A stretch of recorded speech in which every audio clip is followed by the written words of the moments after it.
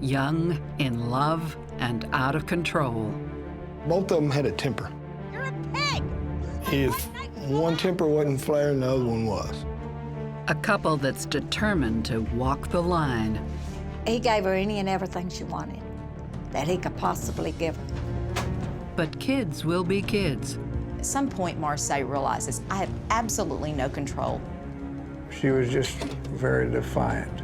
And when this marriage tips over the edge, the fun stops and the games begin. You know this little voice that everybody has inside that tells you something's wrong? It's just not there. They have no conscience. Love may be blind and marriage bliss, but divorce is murder.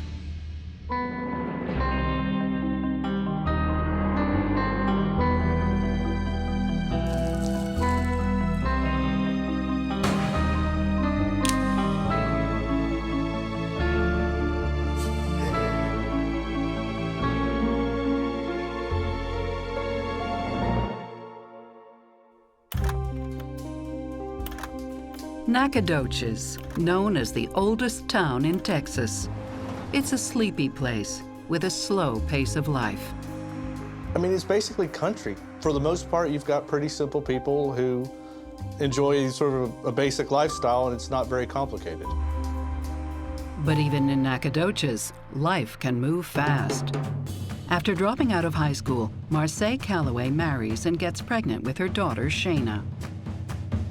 By age 22, she's divorcing her second husband and has just given birth to her second daughter, Caitlin.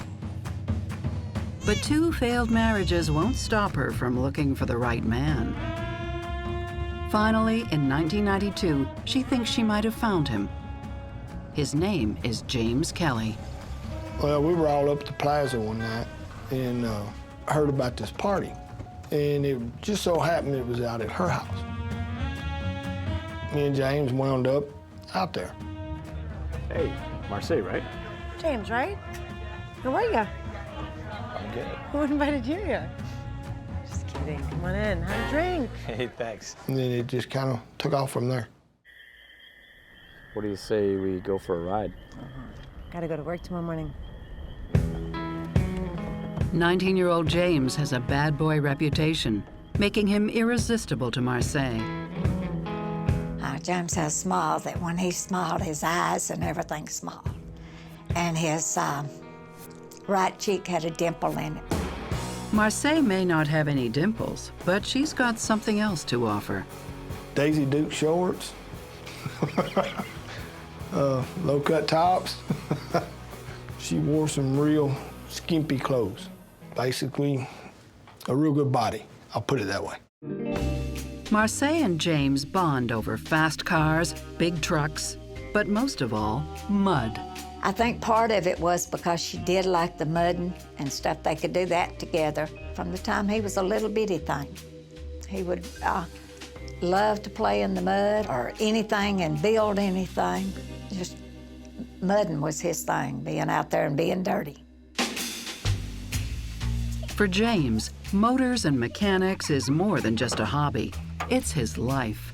Back when he was a little kid, he's always taking something apart and trying to put it back together. He started off with bicycles and lawnmowers and just worked his way up. He was just a great mechanic.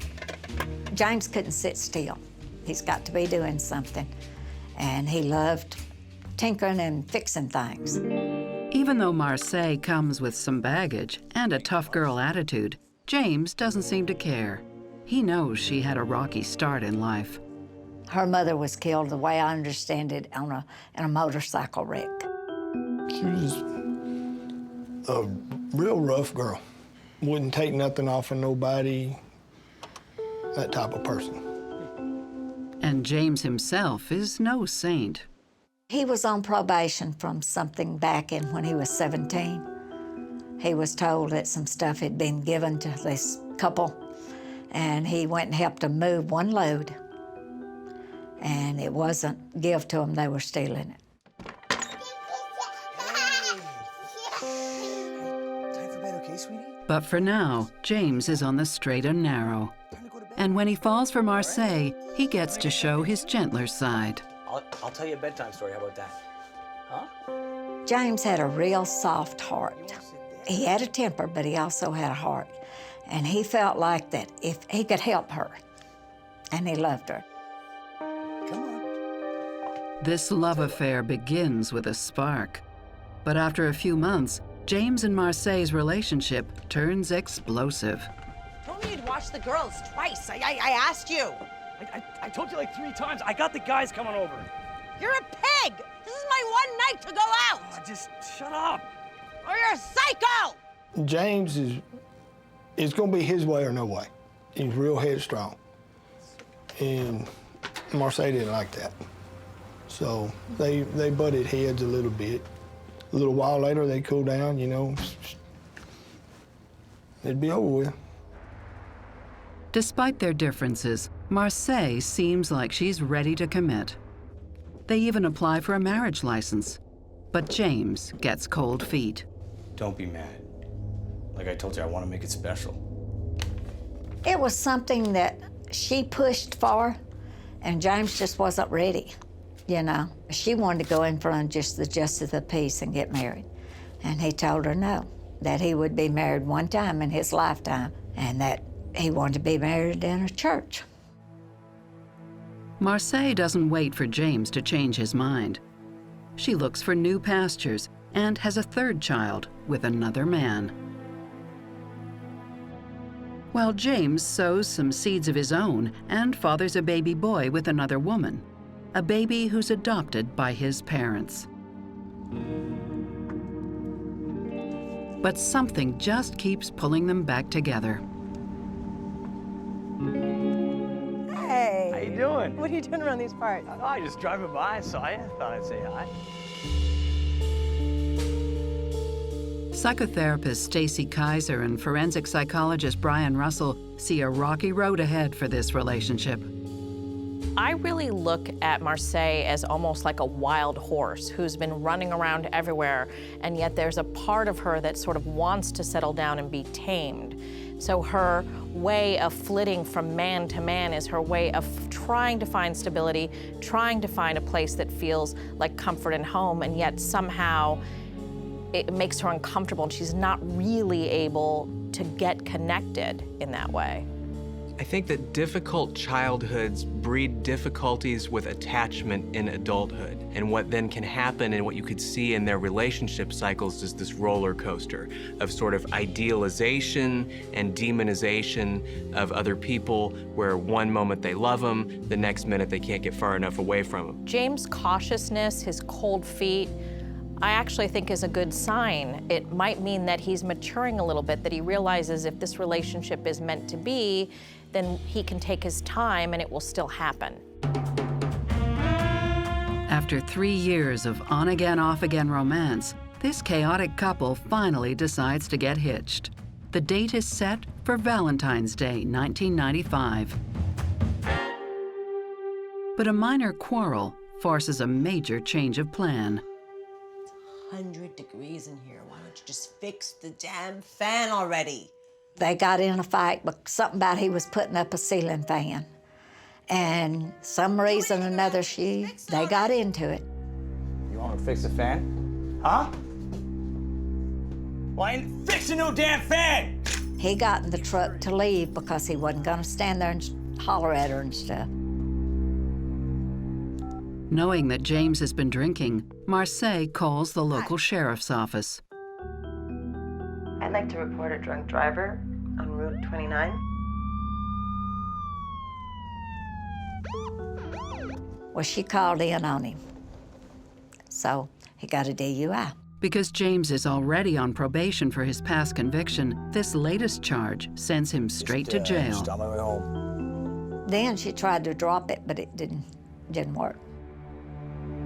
But while James is doing his 18 months behind bars, life takes a sudden and tragic turn. They didn't make it out. Both of them burned in there. Two-time divorcee Marcia Calloway wants to settle down. But the matchup with car-crazy James Kelly has hit a roadblock. After a drunken fight over a ceiling fan, James is doing time for a parole violation. As James cools his heels in prison, the mercury rises. In June 1995, a heat wave smothers East Texas. Marcia's adoptive mother is minding the kids when an air conditioner shorts out, with tragic results. She had all 3 of Marcia's kids at her house, and the house caught on fire. And she got all of them out except for Marcia's middle child. Marcia's adoptive mother makes a heroic attempt to get the child out of the house. And she went back in to get her, and they didn't make it out. Both of them burned in there. Caitlin was only 4 years old.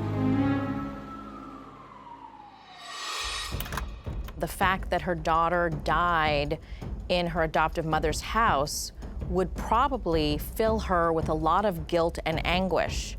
It would be one of those situations where she would be thinking to herself, had I done this differently, I might have been able to prevent it. Well, I think tragedy can have a huge impact upon where people are in life and where they're ready and equipped to go from there. And so, yeah, I think this loss could have profound implications on everybody involved. James stands by the family, even from prison. The sheriff's department carried him out there so he could go to the funeral. But Marcia prefers to deal with her grief more privately.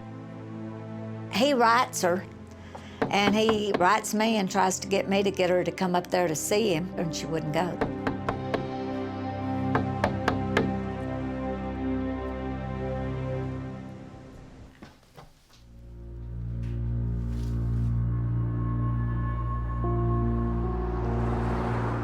James is released from prison after 18 months.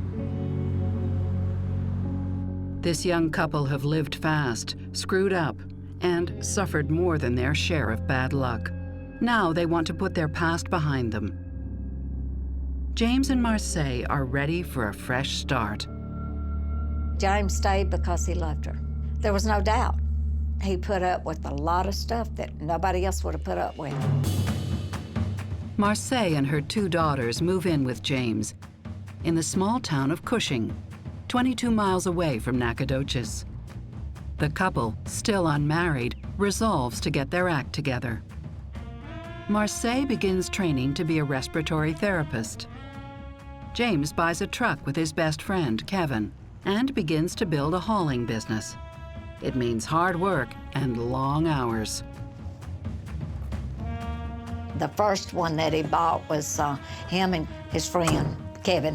He got it, and they'd slip seats. It run 24 hours a day. He'd run it in the daytime, and Kevin would run it at night. Pretty soon, James sets up his own company, James Kelly Trucking. He started off a little rough as a teenager and grew up, and I mean, he got real responsible, and he was running 3 trucks.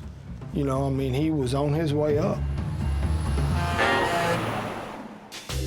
I am reluctantly optimistic about Marcia and James's chances of turning their lives around. It looks like they're planning for the future, but based on their past and the fact that they met so young, I still want to make sure that they really have all of that under control. I'm surprised about each one of their efforts to sort of improve themselves. I'm surprised that somebody coming out of prison actually started his own thing and put his nose to the grindstone and made it be successful. So at this point, I'm the most optimistic I've been about the possibility that they have become the kind of people who might be able to sustain a long-term relationship with one another. Marcia and James, who are used to living paycheck to paycheck, are now out of the red and living the good life. They move into a new home.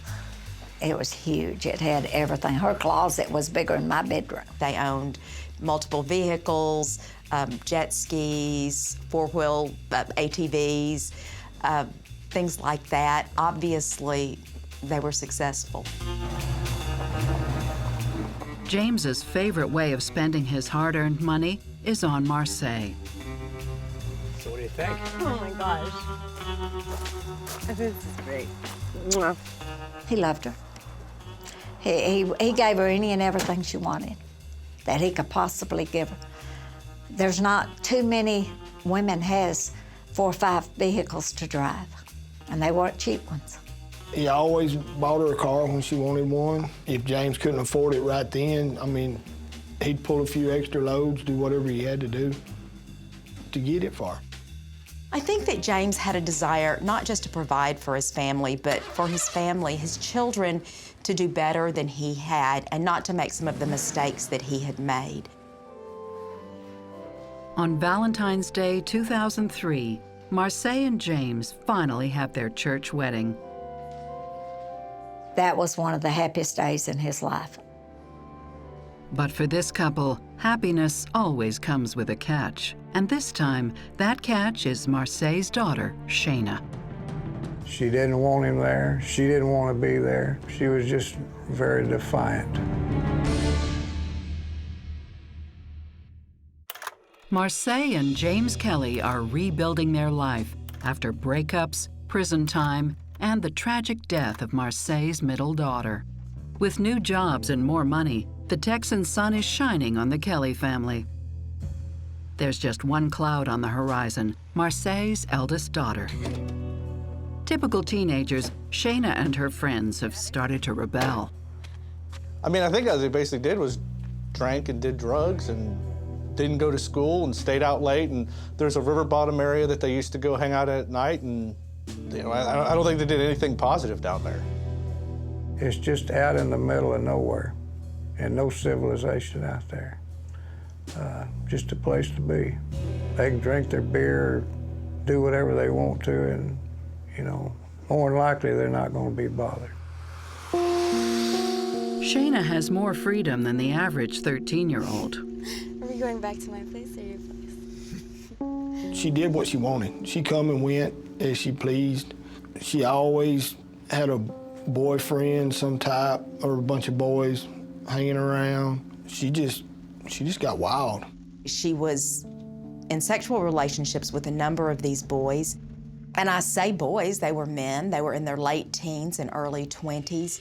Shaina's looking for somebody to love her, and she keeps going through these men. In my opinion now, that they were druggies, you know, that they was just not people I would pick for my kids to be with. From the outside, James, Marcia, and the girls could be mistaken for a hard-working, respectable, functional family, if Shaina wasn't spinning out of control. Her behavior puts more and more strain on a marriage that's hardly had time to settle into a routine. Shaina was giving him a lot of problems, which was causing friction between Marcia and James. James tried to talk to Marcia about her, tried to talk to Shaina. You know, James was trying to teach her, you know, how to respect people, and she just basically bucked him the whole way. Shaina hated James. She didn't want him there. She didn't want to be there. She would not obey any rules he had. She was just very defiant. Marcia, on the other hand, had a very strange relationship with her daughter, Shaina. I would describe them more as friends than a mother-daughter relationship. He has a car and a small job, and I mean... Who cares about a car? You have to admit, he's pretty hot. I didn't mean anything. Shaina could get away with anything. It didn't matter what it was. Marcia wanted Shaina to be able to do what she wanted to. Just basically gave Shaina free rein. And James wasn't going to tolerate that. Shaina has had a childhood filled with instability, and so it would make sense that if that child didn't have their emotional issues properly dealt with, that they could take a wrong turn and end up rebellious and destructive, which is what we're seeing here with Shaina. Marcia had had a difficult, sort of unsettled childhood and adolescence of her own. And so it's not surprising to me that she's now sort of ill-equipped to do something that's hard for most parents, which is to figure out how to navigate her child through adolescence successfully. I can say this, You do want to be friends with your child, but you have to know when that friendship ends and when the parenting begins. Marcia seems to want to accept Shaina as she is, and that's insane. Basically, all Marcia's doing is guaranteeing that the same cycle of dysfunction that she lived through is going to be repeated now in Shaina's life. In an attempt to defuse the tension in the house, Marcia allows 14-year-old Shaina to move out and shack up with an 18-year-old boy. That's just something that's amazing to me, that a mother would let something like that happen. It makes James angry, but there's not much he can do about it. It seemed that James was often busy running his trucking business. Shaina's the one who's deciding when she comes and goes, where she stays, whether she's going to school or not going to school, who she's seeing. When Shaina moves back in 2 years later, she's still causing conflict, especially when she befriends 23-year-old Dallas Christian, a feckless young man who's already had run-ins with the law. Hey, Dallas. Marcia knew that she was involved with Dallas. In fact, there was a conversation where Marcia told Dallas that he could have sex with Shaina at their house, since she knew that his mother did not approve of that.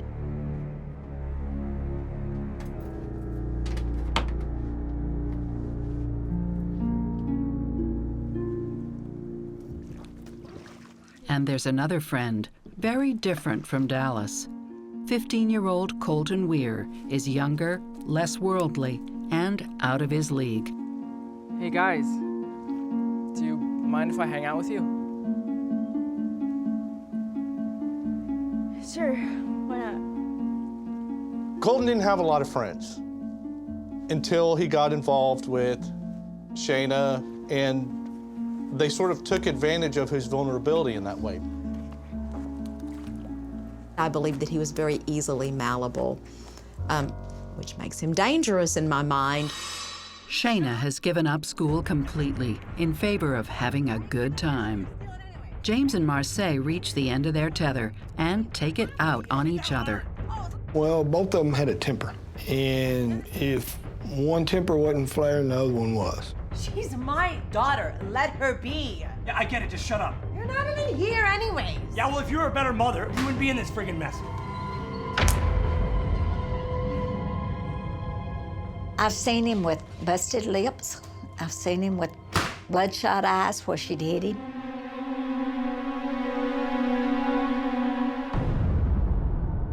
They're both angry. They seem to have conflict in their relationship, and because they're impulsive people, they don't have other skills to sort of talk things out. I would say having one hot-headed, impulsive person in a relationship makes it difficult enough. Having two makes the chances of that relationship working out in the long term extremely low. It's not just Marcia who's becoming violent. Shaina's running the show out there. At some point, Marcia realizes, I have absolutely no control. The tail is wagging the dog. Marcia had called Shaina to come home. She wanted her to clean her room. Marcia gets in an argument with her. Just leave me alone, you stupid freaking loser. And Shaina, kind of showing out in front of her friends, and assaulted Marcia. You're an ungrateful whore.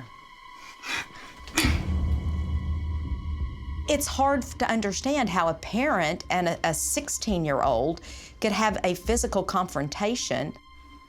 But apparently, because of this lack of discipline and lack of parenting for all these years, when Shaina does do something crazy and hits her mom, Marcia doesn't know how to deal with it. All she knows to do is call the police and get law enforcement involved.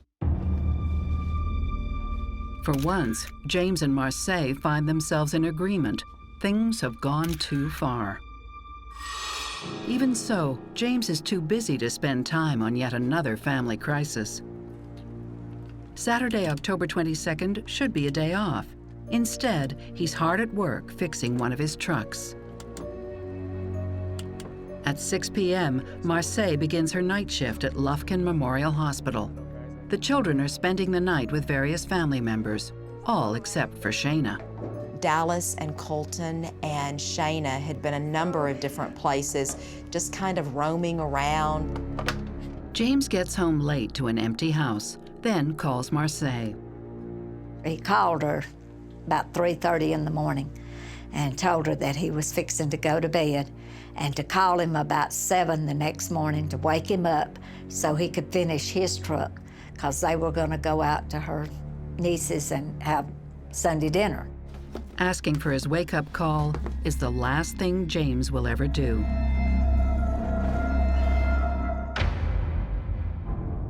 When Marcia calls James from the hospital later that morning, he doesn't pick up. She calls James's stepfather, David Bone.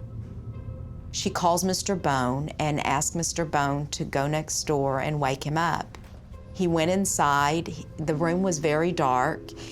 James had a sheet pulled up over his head. He kept calling his name and James wouldn't wake up. He even took his walking stick and kind of poked James once and James wouldn't wake up. So he went out and called Marcia back and said, I tried to wake James up, but he wouldn't get up. He ain't moving. You want me to wake him? And she was very insistent that he go back, that James must get up, that he had to go wake James up. So Mr. Bone went back inside the room. This time he pulled the sheet away from James's head. When he pulled the sheet away, he immediately saw that James was dead and that he had been shot in the head.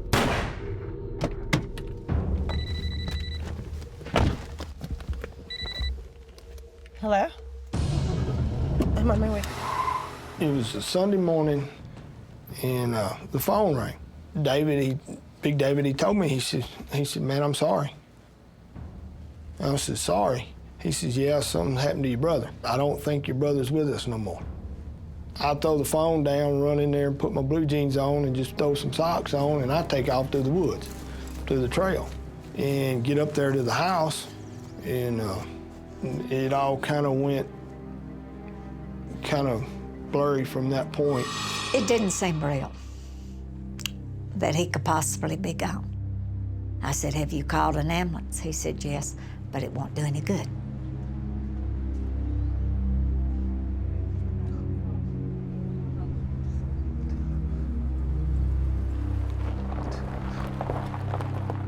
James appears to have a single shotgun wound to the face, and there's a gun found near the body. There was a BB gun, pellet gun thing, laying on the floor. They thought it might have been that he committed suicide. And they come to ask me that, and I said, no, he would not have done that, no. It's clear that a bigger weapon caused the fatal injury. The way he had been shot in the face, just the scene itself, it wasn't a suicide. There's no sign of a break-in, and James's phone is off the hook, lying on the floor. The last number dialed was Marcia. Everything else looks normal, but there is something odd about Marcia's reaction when she gets home. She started driving home. By her account, she became somewhat hysterical and called a family friend, Kevin Dill, to meet her at a store and drive her the rest of the way. Mr. Dill's description was that as they approached the Cushing area, she just dropped this emotion and suddenly became very calm and very matter-of-fact and asking, well, I wonder what might have happened to him. And he found that very, very odd. And she walked up on the porch and she asked the investigator, is he dead? And he said yes. She went around him, got the dog food, and went and fed the dog.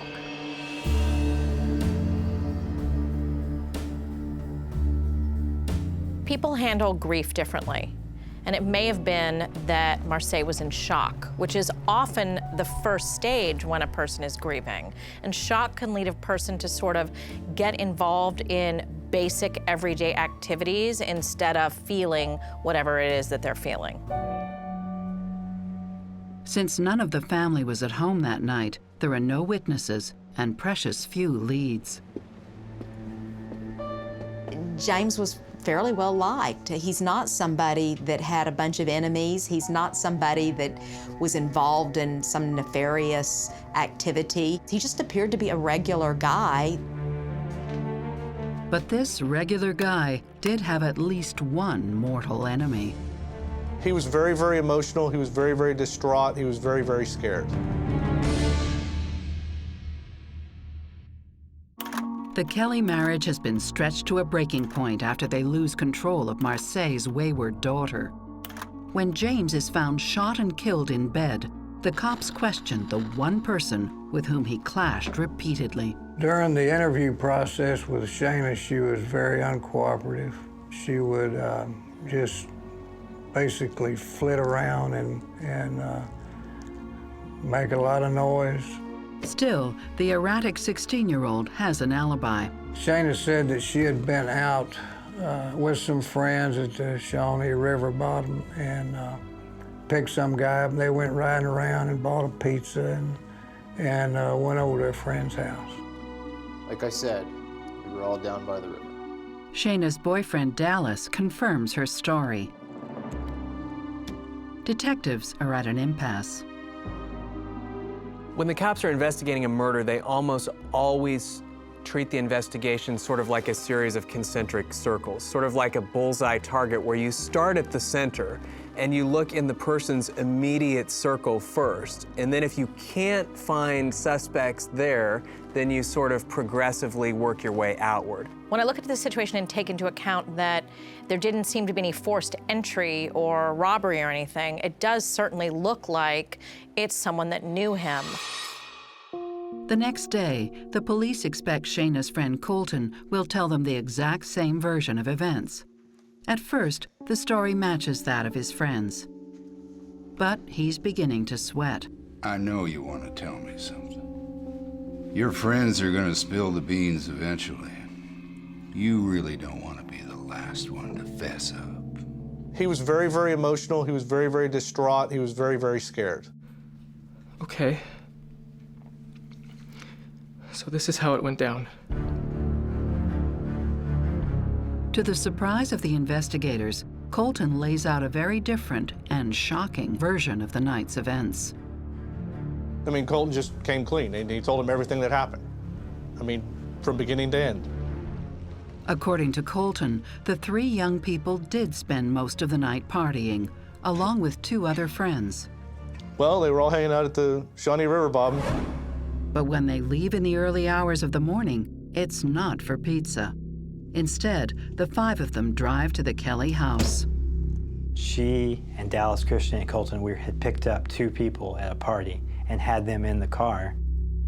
The two passengers are both unaware of what's going on, but Shaina, Dallas, and Colton appear to have a plan.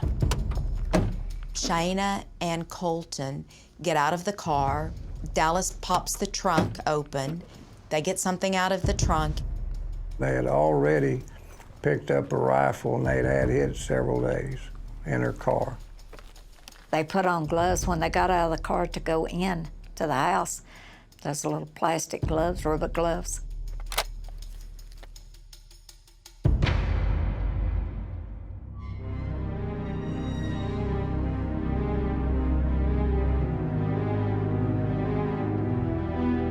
According to Colton's confession, Colton and Shaina entered the house, and Colton shot him from a close range with a .30-30 rifle.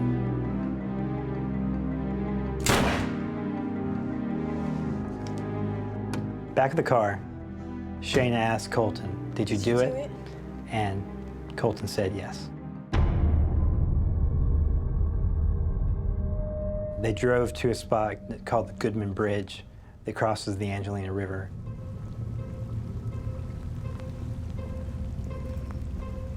Colton throws the gun out into the river. They also take the gloves that Shaina had and a sweater, and they attempt to burn those in a little burn pile there by the river. Colton's story checks out. Well, we found the rifle. The rifle was found in the river. There was evidence where they had burnt gloves and a sweater that they was wearing. Within 24 hours, Shaina, Dallas, and Colton are charged with James Kelly's murder. Police are starting to figure out why Colton pulled the trigger. He was led to believe Shaina had been physically and emotionally abused by her stepfather. I mean, I know that both Dallas and Shaina would, talk about how abusive James Kelly was and how much it upset Shaina. I mean, they just got him so mad and so rageful that he was able to do it without really giving it a second thought, because he thought someone's hurting my friends, and so I'm going to do what I have to do to protect my friends. Shaina had a strong personality. She was just able to convince people to do what she wanted. Colton was just manipulated, plain and simple. And I think he felt a little bit like the knight in shining armor. Colton's gullibility seals his fate. When I'd met him, I knew he'd already admitted to it. To realize that I'm talking to a 15-year-old whose life is basically over, one way or another. Because Colton is not very sophisticated, he was really susceptible to someone like Shaina. He would be lured in by her tale of abuse and feel sympathetic and not think about what he was really doing and the consequences. Guys have almost an innate rescuer instinct in them, and it's not always just for the benefit of somebody else. They think there's something in it for themselves maybe a lot of times, but even sociopathic guys, even guys who are developmentally not very far along, still can have that rescuer instinct. As for Dallas, the cops struggle to understand why he would get involved in such a high-risk crime. Dallas probably had the least invested in all of this. I think Dallas kind of saw it as a lark. It was something different to do. And all he's really doing in his mind is driving them. It's not like he's pulling a trigger or anything. They believe Shaina's motive is more complicated. Shaina didn't like James. In the same way that Marcia was busy seeking Shaina's approval, Shaina attempted to be trying to seek Marcia's approval part of the time too. I think to an extent, because of this kind of twisted relationship between the two of them, she wanted to do something to help her mom.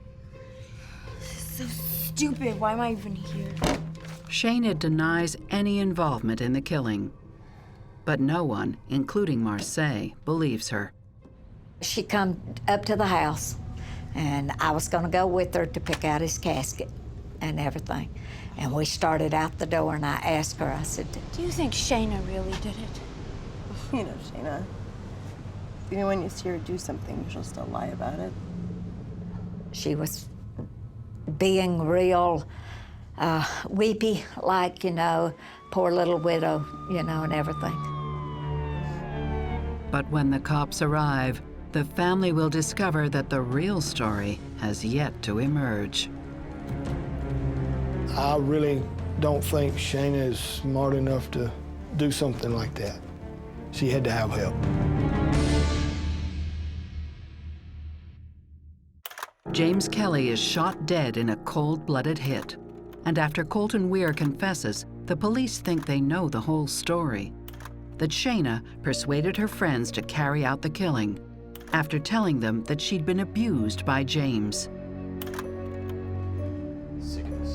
I don't doubt that at some point Shaina told him that James had hurt her or James had beat her mother or whatever she had to tell him to make him think that he would be saving her.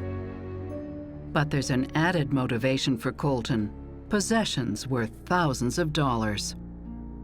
A reward that could only be offered up by one person. It was Marcia. She was the one who told us we could have all of his stuff. Colton says the compensation was offered not by Shaina, but by Shaina's mother, Marcia. I mean, in essence, he said, that Marcia wanted him to kill James Kelly. Colton was going to get a boat and a four-wheeler. Shaina's boyfriend, Dallas, backs up Colton's claim that Shaina and Marcia masterminded the killing together. I think Marcia's the one that come up with the plan, because I really don't think Shaina is smart enough to do something like that. She had to have help. Marcia is charged with capital murder, and she is the first to stand trial. The case against Marcia was mostly circumstantial, and Marcia never had a direct connection to Colton, and that made it difficult to prove capital murder. Undeterred, the prosecution lays out their case. Hey, Mom? Yeah, how you going? Cell phone records prove that on the night of the murder, Marcia and Shaina were making numerous calls to each other. There were a number of witnesses who said that during the day on Saturday, Shaina kept calling her mom and asking, where's he at now? Perhaps Marcia needed to know exactly when James was turning in for the night in order to cue Shaina. As for the phone by James's bedside, someone had made a call to Marcia and left the phone line open. We speculated that Shaina had actually picked up the phone and called Marcia when she and Colton were in the room to kill him so that Marcia could hear what was going on.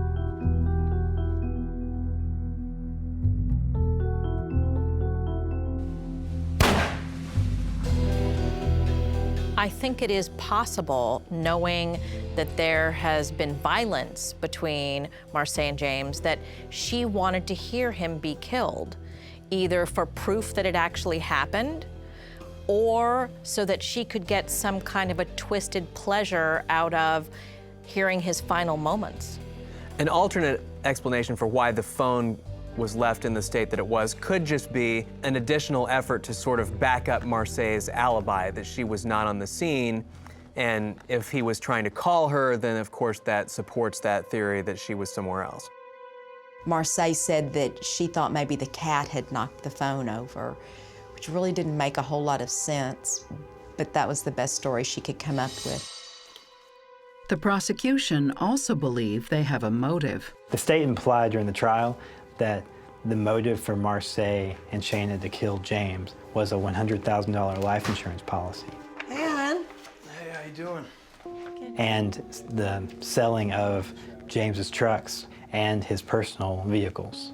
Marcia wouldn't want to divorce James because of greed, and she wouldn't get as much. She wouldn't get life insurance. What's even more damning is the testimony of two new witnesses. Marcia had already asked, and Shaina had asked, two other people to kill him. Shaina had had a boyfriend about a year before, and Shaina approached him and said, My mom's looking for someone to kill James. Do you know where we can get a gun? And with another of Shaina's boyfriends, Marcia uses a more direct approach. Come in. She asked him to come into her stepson's bedroom and then to step into a closet. And he said this whole thing was kind of bizarre, but when they get in the closet, she starts asking him, if you guys can help me find a gun. And he said his dad had a gun. Why did she want a gun? And she said, to kill James. I want somebody to kill James. And I would give somebody, I'd send him to truck driving school. I'll give him a truck. I'll give him a jet ski. I'll give him some money. And of course he said, you're crazy. That's not me. I'm not the person for that. Through their clumsiness, they created witnesses that ended up hurting them in the end. Marcia's defense holds firm, claiming Shaina, Colton, and Dallas acted without her consent. And she has a witness to prove it, her own daughter, Shaina. Under cross-examination, Shaina refuses to implicate Marcia, and Marcia never accepts responsibility for the crime. She continually denied that she had anything to do with it. She blamed her daughter for having a bad relationship with James Kelly. She completely absolved herself of any responsibility for it. Just to go show how smart Shaina really is. She let her own mama throw her under the bus. But the jury doesn't buy it. On August 4th, 2006, Marcia is found guilty of capital murder, a conviction that comes with a life sentence and no chance of parole. She has never respected James. She never treated him well. think she figured once he was out of the way, she could get money, she could do what she wanted with her daughter, she could go date or sleep with whoever she wanted to, and those were her motives. People like Marcia tend to greatly overestimate their ability to have it all. Unfortunately, they also tend to greatly overestimate their intelligence and their ability to plan things out and get away with things. Shaina is also found guilty and sentenced to life without parole. I hold Marcia more responsible than Shaina in this case, probably because she was the adult in all of this.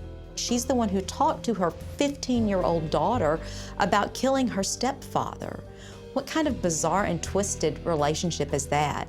You know this little voice that everybody has inside that tells you something's wrong? Neither one of them have that. It's just not there. They have no conscience. Dallas Christian pleads guilty to murder and is sentenced to 40 years. Colton Weir is found guilty of capital murder and sentenced to life. I mean, always felt like he was manipulated, and I'll be happy if he gets to the point he does have a chance at parole, because he hasn't seen a day in the free world since he was about 15 years old. The family still mourns the loss of their beloved James. For a wife or a husband that loses their mate, they become a widow. There's not a word for a mother that loses her child. There's not one in the English language bad enough to cover that. There's no way. I miss my brother a whole bunch. I miss being able to walk up there and just shoot the breeze with James, just, calling me at 2 o'clock in the morning, come pull him out of a mud hole because he's somewhere where he ain't supposed to be. Little stuff like that. I missed him. I know my world will never be right again. You're not supposed to bury your kids. They're supposed to bury you. It's not the way it's supposed to be.